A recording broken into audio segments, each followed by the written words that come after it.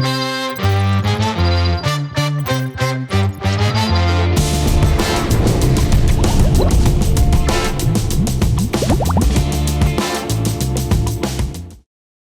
kembali lagi sama gua, Sony, dan ini sebenarnya sekarang segmen baru yang gua sama David lagi mikirin. Tadi namanya cukup lama, makanya baru keluar konten atau segmen ini. Ini namanya adalah Berita Baik.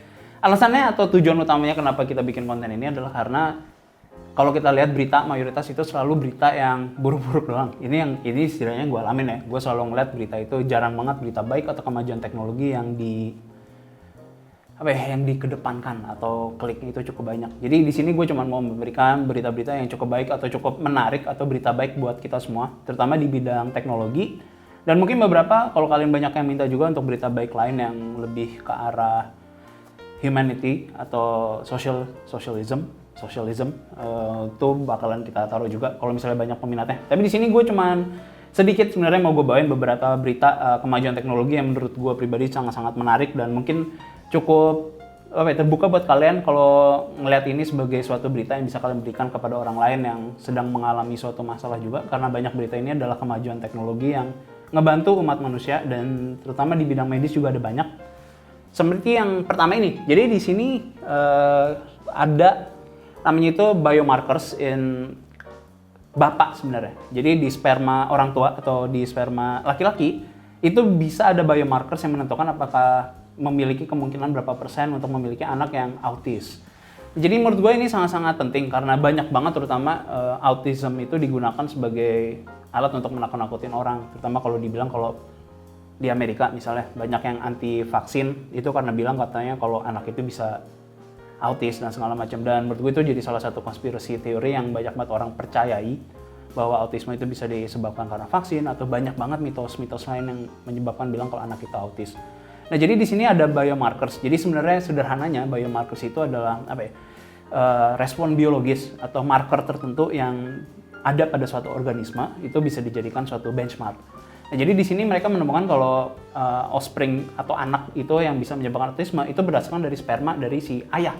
Nah, ini bisa di-expand lebih jauh. Sebenarnya ini studinya juga belum bisa dibilang studi yang sangat-sangat komprehensif atau sangat-sangat luas dan bisa menjadi studi yang bakalan diperpanjang karena sebenarnya studi ini dijalankan di Spanyol saat ini dengan hanya baru 13 orang yang dites. Jadi memang kita belum bisa bilang karena sampel studinya itu masih sangat-sangat rendah. Tapi setidaknya ini adalah mulai dari awal untuk kita bisa memahami lebih jauh tentang penyebab dari atau kemungkinan terbesar dari penyebabnya suatu anak itu bisa mengidap autism. Jadi ini adalah sangat-sangat penting untuk sekarang dan walaupun memang ini belum terbuka lebar karena tentunya causality itu nggak menyebabkan dari hasil yang sample size yang sangat-sangat kecil, tapi setidaknya kita udah mulai bisa melihat kalau apakah akan adanya korelasi dengan biomarkers tersebut yang ditemukan di 13 laki di Spanyol ini. Jadi untuk studi ini tentunya masih tahap yang sangat-sangat awal, tapi kita bisa mengharapkan mungkin beberapa tahun ke depan kita bisa mendapatkan sesuatu yang lebih komprehensif, bisa mendapatkan jawaban yang lebih jelas karena intinya tentunya sains adalah menjawab sesuatu yang kita pertanyakan. Jadi kalaupun kita misalnya nggak mendapatkan jawaban yang iya atau tidak, misalnya kita mengetes sesuatu dan kita bilang jawabannya adalah tidak, itu adalah suatu hasil studi yang tetap kita harus pertimbangkan karena berarti kita udah dapat menjawab satu pertanyaan. Jadi kita mempertanyakan hal yang lain untuk kita tahu jawabannya iya atau tidak. Jadi itu adalah masalah biomarkers yang sekarang lagi dilakukan dan menurut gue itu tentunya sangat-sangat penting juga. Nah, berita yang kedua adalah masalah gurun Sahara, salah satu gurun terbesar di dunia. Jadi gurun Sahara ini ukuran itu 9 miliar kilometer persegi. Jadi itu benar-benar gede banget dan ukuran itu selalu bertambah. Sekitar tahun 1950-an mungkin ya, itu ukurannya nggak sampai segini. Jadi perkembangan itu cukup cepat dan semakin kesini itu semakin cepat penyebarannya untuk gurun Sahara. Yang harus dilakukan sebenarnya oleh Afrika adalah ngebangun suatu namanya Green Wall. Nah, ukurannya Green Wall yang harusnya mereka bangun ini ada panjangnya sebenarnya. Kalau ditarik lurus karena kan Afrika bentuknya nggak lurus nih.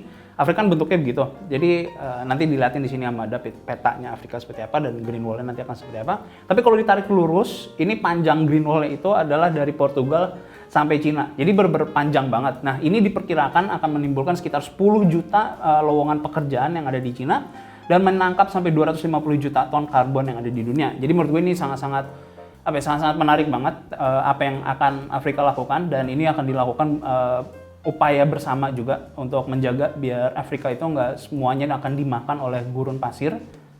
Dan tentunya ini adalah salah satu tahap yang bisa kita lihat sekarang kalau manusia udah mulai berusaha untuk terraforming ke arah yang lebih baik. Tentunya terraforming kita udah temui sih sebenarnya, kayak banyak hutan yang dibakar, terus banyak binatang terutama kayak orang hutan yang harus, waktu itu kalian gue rasa juga kalau banyak yang ngikutin, banyak yang kebakaran lari-lari dari hutan, terus ada yang gendong anaknya dan segala macam, dan itu sebenarnya salah satu terraforming yang negatif demi untuk beberapa kekayaan suatu corporate gitu. Tapi di bidang ini adalah suatu positivity yang menurut gue sangat-sangat baik, dan dimana kita mau mulai proses terraforming biar ngejaga biar gurun itu nggak terlalu besar. Dan dengan adanya green wall ini kita bisa melihat juga nantinya ada suatu jalur yang sama dengan misalnya tembok Cina, cuman bedanya ini bukan tembok, ini murni adalah hutan yang ditarik panjang secara horizontal untuk mengawasi atau menjaga biar gurun Sahara itu nggak terlalu lebar. Nah, berita berikutnya ini adalah di bidang advanced bioelectronics. Jadi di sini kalian harusnya udah pada tahu juga, gue ngebahas masalah AI dan perkembangan AI seperti apa, terus bisa memapping otak juga. Sekarang kita mulai proses dalam itu, terus mencoba untuk ngebaca human genome itu seperti apa. Nah, di sini untuk advanced bioelectronics terbaru adalah caranya mereka menciptakan satu AI yang bisa ngebaca neurons atau saraf-saraf yang ada di tangan orang-orang yang diamputasi. Dan ini sebenarnya udah cukup berjalan cukup baik ya, terutama buat orang yang menggunakan itu di kaki maupun di lengan. Jadi buat orang-orang yang diamputasi, kita udah bisa menggunakan atau membaca apa yang akan dilakukan, atau bukan apa yang akan dilakukan sih, apa yang kita ingin lakukan di tangan kita tanpa kita memiliki saraf-saraf yang ada sampai sini gitu misalnya. Jadi semuanya yang ada di sini itu bisa dibaca oleh suatu robotic arms atau cybernetics. Nah, ini teknologinya masih cukup jauh sebenarnya, tapi kita harus pertimbangkan juga perkembangan di bidang Neuralink yang punyanya Elon Musk yang akan digunakan di otak kita juga akan dipasang. Jadi sebenarnya arah kita untuk ke cybernetics atau menggunakan biologis dan campuran non biologis, atau misalnya kita menggunakan tangan yang udah bukan tangan kita lagi. Jadi memang untuk di saat ini kita bakal bilang kalau ini adalah masa depan yang sangat-sangat cerah. Cuman ini balik lagi kita ke arah ke dunianya di mana cyberpunk itu bisa berlaku. Dan kenapa cyberpunk itu menurut gue adalah suatu konsep yang sangat-sangat masuk akal adalah karena pada saat misalnya orang yang menggunakan cybernetic arms bisa memiliki kemampuan yang lebih baik daripada orang yang misalnya punya tangan kita sendiri dari lahir gitu. Jadi terutama kalau kita misalnya bandingkan dengan kameramen deh, nggak usah jauh-jauh. Tentunya untuk kita bisa stabil untuk megang suatu kamera itu membutuhkan muscle control yang sangat-sangat baik. Kita harus bisa nahan bebannya, kita harus stabil, kita harus punya stamina di badan otot, di otot kita yang sangat-sangat baik untuk bisa megang kamera yang dengan baik atau dengan kamera yang berat. Terutama untuk kamera yang misalnya nggak punya image stabilization. Nah, jadi kalau kita misalnya bandingkan dengan tangan kita yang akan kemungkinan besar akan ya trembling atau gemeteran, itu bisa digantikan misalnya dengan orang yang kalau diamputasi tangannya dan menggunakan cybernetics ya mereka bisa dengan stabil banget gitu. Jadi ini semua bisa kita gunakan hanya dengan karena AI-nya bisa ngebaca apa yang kita ingin lakukan terhadap tangan kita. Karena ini kan sebenarnya sekarang keterbatasannya adalah biasanya yang kalian temukan sekarang atau misalnya bisa dikatakan dumb, sebenarnya itu cukup smart sih sebenarnya. Tapi karena dengan adanya AI seperti ini kita bisa bilang kalau ini adalah yang lama-lama, teknologi lama yang seperti bisa genggam dan cuman beberapa jari untuk kita atur misalnya seperti ini. Itu banyak videonya yang kalian bisa lihat juga. Jadi itu bisa dibilang itu sebagai suatu tangan palsu atau tangan yang dilakukan sekarang itu cukup lama teknologinya. Setelah nanti yang AI electronics ini akan bisa bergabung dengan kita. Jadi kita mungkin bisa akan mengontrol semuanya seperti ya tangan kita yang asli. Nah, itu adalah teknologi yang menurut gue sangat-sangat penting untuk masa depan, terutama buat orang yang teramputasi. Tapi masalahnya adalah masalah morality nanti ke depannya seperti apa. Dimana pada saat orang-orang tadi yang gue bilang kalau tangan yang palsu atau tangan yang kita beli secara elektronik atau tangan elektronik itu bisa lebih baik daripada manusia. Terutama kalau kita ngomongin masalah kaki. Terus kita ngomongin masalah satu lengan harus diganti dan ternyata lebih baik. Kita bisa ngangkat beban lebih berat, kita bisa ngangkat benda secara lebih lama, kita bisa mukul lebih kencang. Jadi hal-hal seperti itu adalah masalah morality nanti ke depannya seperti apa. Tapi yang pasti untuk sekarang yang kita bisa lihat itu memperkirakan di sekitar 10-15 tahun lagi pada saat Neuralink juga yang punyanya Elon Musk itu bisa misalnya berjalan dan terbukti sangat baik. Itu nanti mungkin masalah teknologi Neuralink bisa gue bahas, kenapa menurut gue Neuralink itu sangat-sangat diperlukan oleh manusia. Karena sekarang kasarnya manusia kita sendiri ini adalah bukanlah suatu murni biologis, makhluk biologis. Gue bisa bilang 100% manusia itu sangat-sangat bodoh tanpa HP-nya. Itu udah jelas, itu nggak bisa kalian pungkiri, nggak bisa kalian debatin. Manusia tanpa HP itu sangat-sangat bodoh karena kalian nggak bisa menemukan berbagai macam informasi, karena hampir semua informasi yang ada di dunia kalian bisa dapatkan di HP kalian, dan itu semua ada di genggaman kalian dan kalian bisa bawa kemana-mana, dan otak kalian jauh lebih berguna atau lebih lebar dengan adanya koneksi internet. Jadi sebenarnya manusia ini sendiri udah bisa dibilang cybernetics. Walaupun memang ini nggak diimplant ke dalam tubuhnya kita. Tapi dengan adanya Neuralink itu adalah suatu hal yang sangat-sangat mudah untuk dilakukan nanti sekitar, ya perkiraan gue adalah 10-15 tahun atau mungkin 30 tahun ke depan Neuralink udah mulai banyak digunakan oleh orang untuk dipasang di otaknya. Jadi pada saat kalian misal harus diamputasi atau tangan dihilangkan, kaki dihilangkan, udah bukan suatu masalah lagi. Jadi ya ini adalah tahapnya, dan gue rasa ini di lifetime kita atau di lifetime kalian yang kalau kalian itu masih muda, masih umur 10 tahun bahkan kalau misalnya udah nonton channel ini, atau misalnya umur 15 tahun, di lifetime kalian harusnya udah menemukan di mana tangan-tangan untuk orang amputasi atau kaki yang diamputasi itu udah bisa memiliki performa atau kegunaan yang sama dengan tangan aslinya.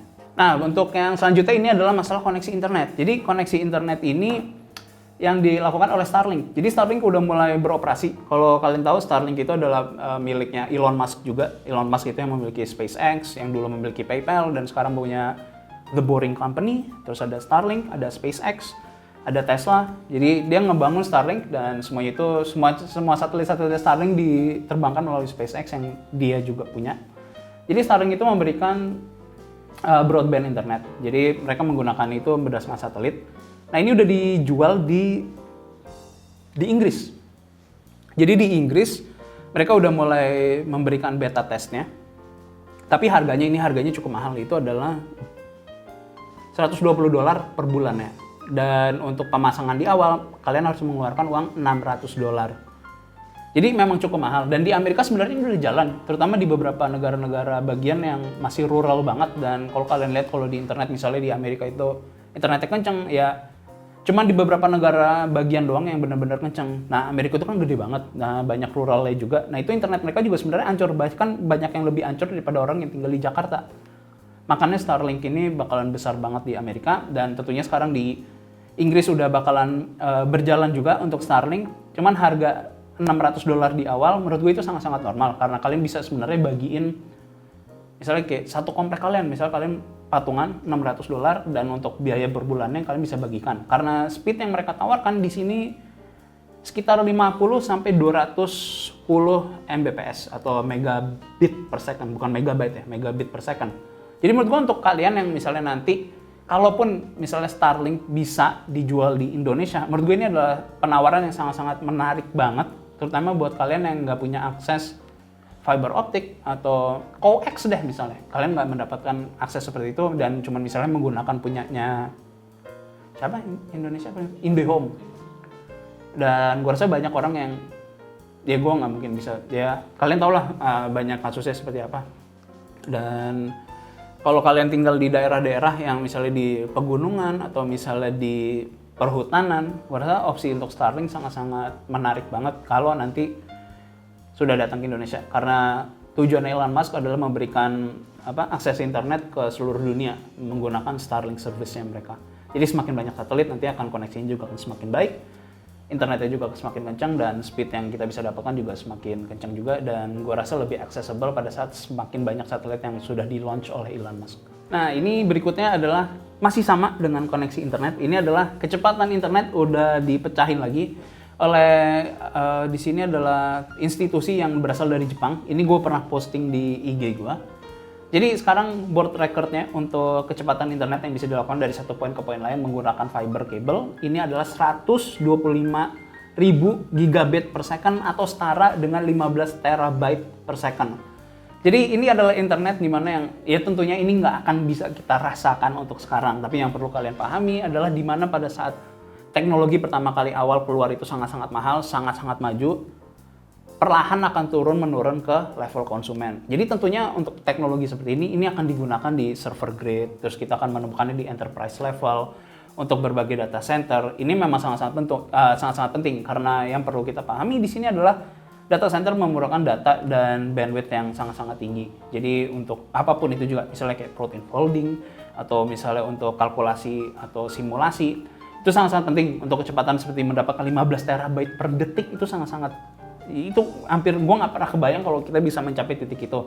Walaupun sebenarnya secara theoretical fiber optic itu bisa jauh lebih cepat daripada 125 gigabit per second, karena yang menjadi batasannya itu adalah masalah di decodingnya. Nah, jadi untuk kecepatan seperti ini tentunya ini hanya di level enterprise, dan kita sebagai konsumen memang nggak akan mencapai teknologi seperti ini dalam waktu yang dekat. Tapi tentu aja kalau kita misalnya mundur 10 tahun yang lalu, jarang banget kita bisa menyangka kalau kita udah bisa mencapai 150 sampai 500 Mbps untuk kelas konsumen.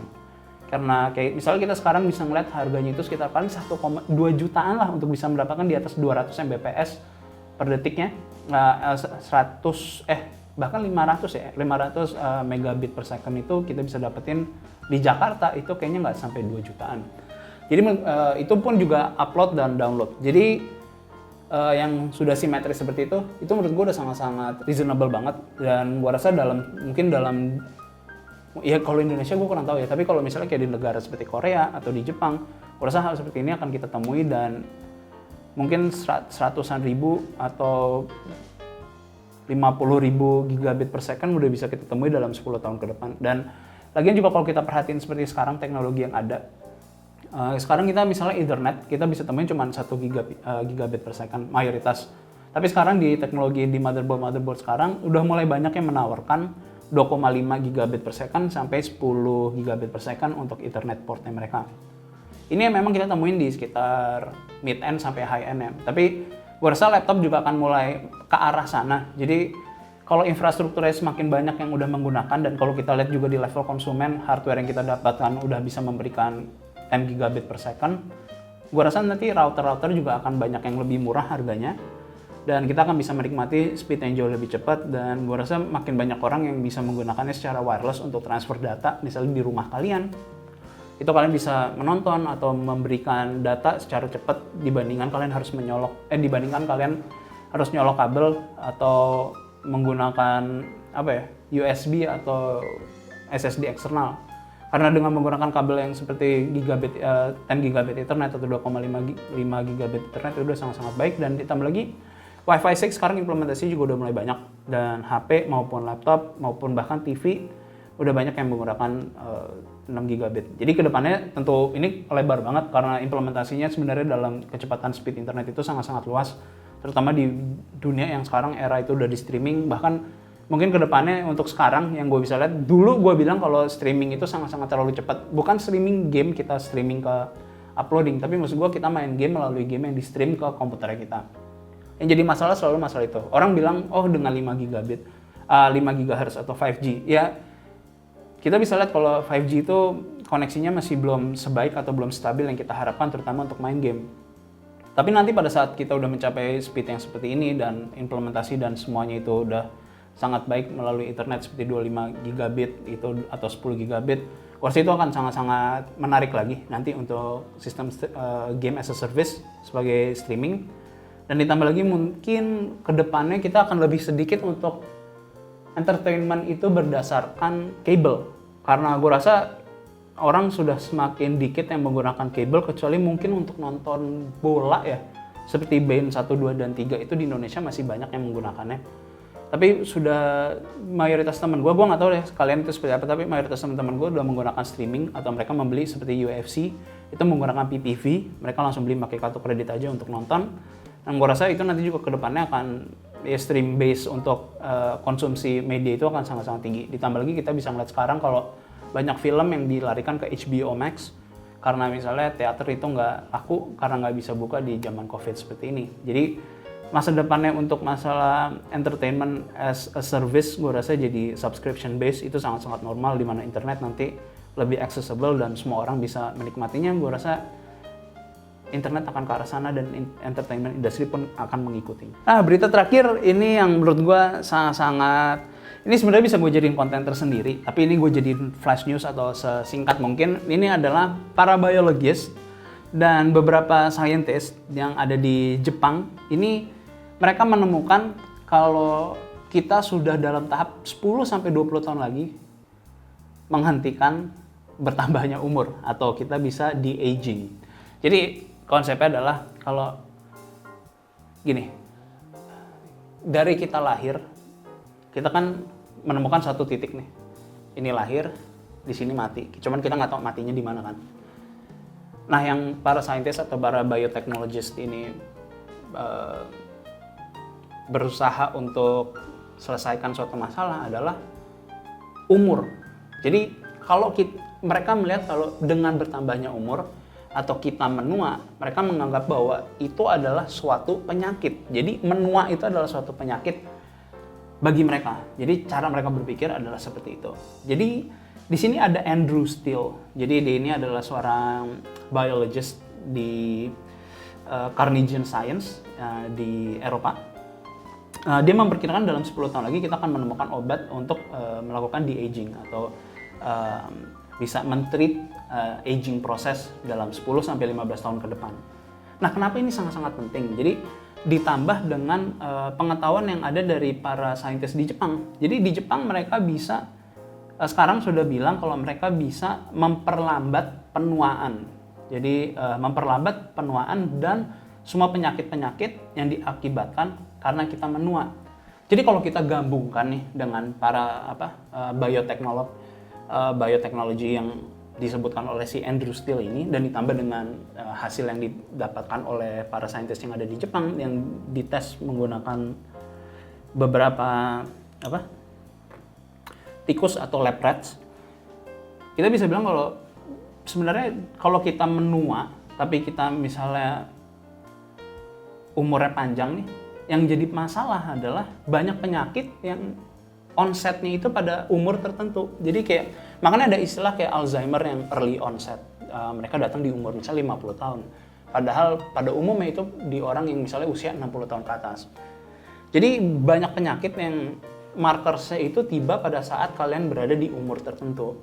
Nah, makanya kalau kalian lihat juga di banyak asuransi itu banyak yang mereka misalnya di cover cuma sampai umur misalnya 65 atau 75 untuk 90. Itu karena hal tersebut gitu loh. Karena berdasarkan data yang mereka dapat, banyak penyakit yang mulai muncul itu setelah umur tertentu. Nah, asuransi akan mengambil bahwa yang lebih baik mereka bisa insurance itu ya di umur tertentu. Makanya kalian harus membayar premi yang lebih besar pada saat kalian misalnya ingin mengasuransikan diri kalian sampai misalnya umur 99.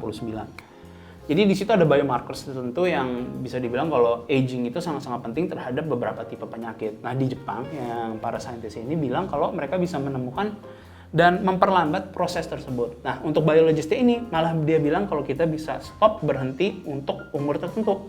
Jadi apa yang bikin ini menarik adalah karena kalaupun kita umurnya sangat panjang, misalnya kita bilang, oh kita udah bisa mengkali 2 umur rata-rata. Misalnya umur rata-rata di Indonesia adalah 75. Terus mereka bisa mengkalikan 2 sampai misalnya 150. Kalau hanya umurnya yang panjang, tapi aging related disease-nya itu nggak diobatin, kemungkinan besar orang-orang yang hidupnya tua ini, hidupnya nggak bakalan tenang sama sekali. Karena masih banyak penyakit seperti kanker, masalah jantung, terus masalah pengerasan di pengecilan untuk masalah peredaran darahnya atau penebalan jantung atau masalah di ginjal, empedu. Jadi banyak banget semua penyakit yang terutama dari lifestyle kita yang di waktu muda dan akan berdampak di umur yang lebih tua di sekitar 50 sampai 60 tahunan. Apa yang sangat-sangat penting menurut gue di sini adalah apa yang Jepang lakukan adalah karena mereka bisa men-treat dan memperlambat semua tipe penyakit yang datang dari umur tua. Nah, ini yang sangat-sangat penting di lain masalah memperpanjang umurnya. Jadi menurut gue ini sangat-sangat penting karena kalau kita bisa lihat juga dari yang si Andrew Steele bilang, hasil yang mereka temukan adalah telomeres-nya itu sangat-sangat mundur. Jadi kalian misalnya secara biologis bilang kalau secara hitungan kalian bilang kalau umur gue adalah misalnya 50 tahun. Tapi secara biologisnya didata secara telomeres bisa aja kalian umurnya cuma baru 40-an. Jadi organ-organnya kalian segala macam sama atau setara dengan yang orangnya misalnya umur 30 atau 40. Jadi di masa depan gue nggak tahu kapan, mungkin 20 sampai 30 atau 50 tahun ke depan, kita akan melihat banyak banget orang yang umurnya akan jauh lebih panjang dari yang sekarang. Tapi tentunya, yang pasti orang-orang kaya terlebih dahulu. Orang-orang yang punya posisi penting. Untuk rakyat biasa gue rasa ini adalah hal yang sangat-sangat sulit untuk dicapai. Karena tentunya ini teknologi seperti ini akan sangat-sangat mahal banget. Dan ini bukan solusi sebagai suatu solusi untuk overpopulation. Karena semakin banyak orang-orang yang umur lebih panjang, populasi juga makin menambah. Ya tentunya ini gue nggak tahu secara pastinya gue harus ngebaca lebih banyak data tentang masalah overpopulation, terus lack of education dan segala macam. Terus apakah ada hubungannya dengan ekonomi, karena dari beberapa data yang gue baca, age-related diseases sama ekonomi itu sangat berkaitan banget, di mana umur orang akan jauh lebih pendek pada saat ekonomi mereka itu cukup rendah kondisi ekonominya. Jadi sebenarnya ada banyak banget implications dari hal seperti ini. Cuman balik lagi, emang kalau kita ngeliatnya secara positifnya, ini sangat-sangat baik tentunya, dan ini adalah berita yang sangat-sangat baik banget bagi semua orang. Tapi kalau kita lihat dari sisi negatifnya ya tentu aja ini balik lagi ke banyak film, buku atau science fiction yang menunjukkan kalau dunia bisa ke arah yang lebih gelap kalau semua teknologi ini akan maju dan nggak bisa diakses oleh semua orang. Jadi tetap aja menurut gua untuk penemuan seperti ini adalah penemuan yang sangat-sangat menarik banget, dan lagi-lagi ini adalah semua penemuan yang mungkin dalam timeline life-nya kita atau generasinya kita bisa melihat akan kejadian. Walaupun mungkin bukan kita yang menikmati, mungkin ini bisa anak kita atau cucu kita yang menikmati teknologi-teknologi yang saat ini kalian tahu maupun gue tahu, karena gue baru baca juga tentang semua ini yang gue berikan kepada kalian. Jadi gue harap semua berita ini ada gunanya buat kalian, dan gue rasa itu doang. Dan kalau kalian banyak yang suka tentang update-update berita ini, tentunya di bidang teknologi, biologi, dan apapun itu juga di medis, kalau misalnya kalian pengen bikin ini gue bikin secara konsisten, ya tulis aja di kolom komen. Dan apalagi ya Peter? Udah selesai? Ya paling itu aja, dan tulis aja di kolom komen. Oh sama nextnya channelnya udah pindah, udah bukan di INS. Channelnya sabar ya. Tadi namanya adalah Proskat. Apa sih tadi namanya? Procrastisoni ya. Nah, nama channelnya berikutnya nanti semua ini gue akan bikin namanya Procrastisoni. Jadi asalnya dari prokrastinasi atau procrastination, yang karena gue yakin dari kalian ini banyak yang sebenarnya harusnya ngerjain sesuatu atau entah PR atau kerjaan kalian utama yang besok harus dikumpulin, tapi malah nonton channel ini. Jadi ya makanya gue menggunakan dari kata prokrastinasi, dan mungkin gue akan coba bikin juga ini tentang prokrastinasi ini tentang secara psikologis itu kenapa orang kita bisa procrastination. Dan gue termasuk orang yang procrastinating banget dari zaman gue kuliah dulu, dan mungkin secara psikologis gue bisa ngajak teman gue yang seorang psikolog cukup terkenal untuk ngebahas masalah ini juga di channel barunya nanti. So see you guys di mana ya? Ya di channel itu nanti.